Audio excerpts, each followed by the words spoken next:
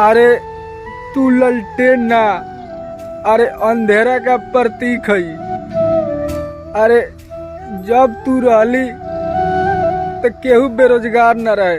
अरे सबका हाथ में काटा रहे, सबका लगे रोजगार रहे। अरे लूट मार चोरी छिनारी कितना अच्छा रहे।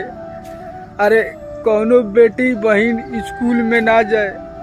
आज जब से तू चल गई सब केहू आजाद हो गईल बा, बेटी बहन स्कूल में जाता। अरे कौनो अमीर आदमी अब गरीब के चप्पल नहीं रोक पावत, सब केहू पहनताटे। अरे जब तू रहली तो दूसरा के आगे चप्पल निकाल के मुड़ी पर धक के बैठल जाए। आज सब जाति एक हो गईल बा। अरे सब केहू रोशनी में बैठता। अरे तोर जरूरत बाटे।